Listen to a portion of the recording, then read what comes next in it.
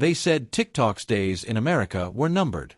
A bipartisan law had already sealed its fate. But now, in a shocking twist, Donald Trump has signed an order that could change everything. The app that was supposed to vanish might be getting a brand new life, under a very different kind of control. For years, TikTok has been under fire in Washington. Lawmakers from both sides warned about national security threats, accusing China's government of having access to millions of Americans' data. The law was crystal clear. TikTok's China-based parent company, ByteDance, had to divest or face a total U.S. ban. App stores, web hosting, everything would be shut down. The clock was ticking. But instead of pulling the plug, Trump just played a different card. On Thursday, he signed an executive order declaring that a new deal counts as a qualified divestiture. What does that mean? It means TikTok gets to keep operating, at least for now.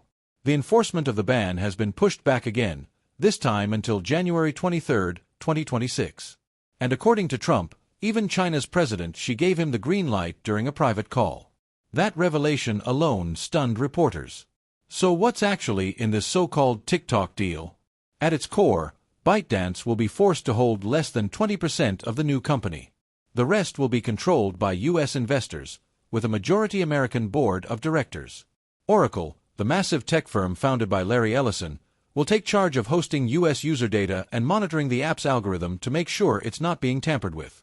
Vice President J.D. Vance announced that the new venture would be valued at around $14 billion, with American investors pouring money in.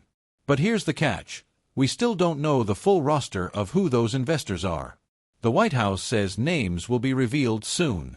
That secrecy has already raised eyebrows.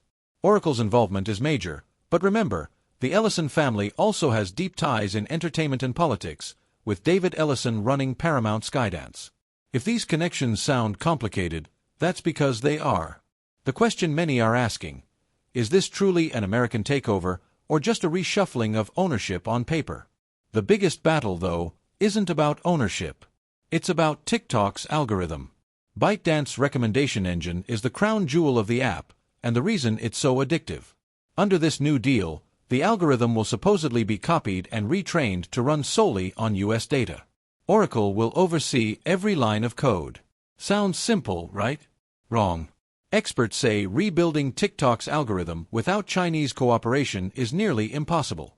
Carnegie Mellon's Ari Lightman described it as huge, a technical challenge so complex it could fundamentally change how Americans experience TikTok. In other words, the app you open in 2026 may not look or feel like the TikTok you know today. Not everyone in Washington is celebrating. Congressman John Moolenaar, who chairs the House China Committee, is demanding an urgent briefing. He warns that the deal might not go far enough, especially since the law banned any kind of cooperation with ByteDance on algorithms or operations. If the new TikTok still relies in any way on ByteDance tech, critics argue, the national security threat hasn't really been solved. So why did Trump take this path instead of enforcing the full ban?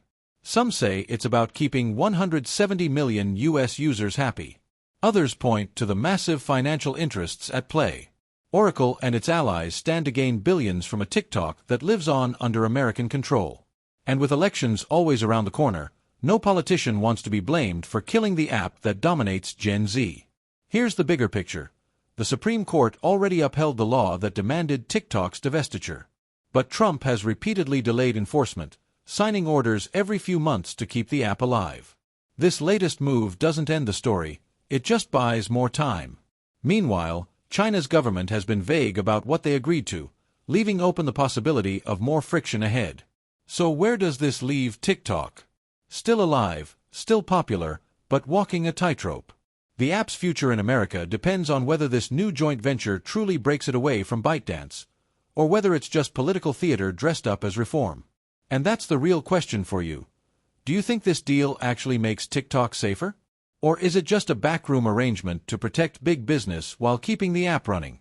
Let me know what you think in the comments. And if you want to stay updated on every twist in this TikTok drama, don't forget to subscribe, because this story is only just beginning.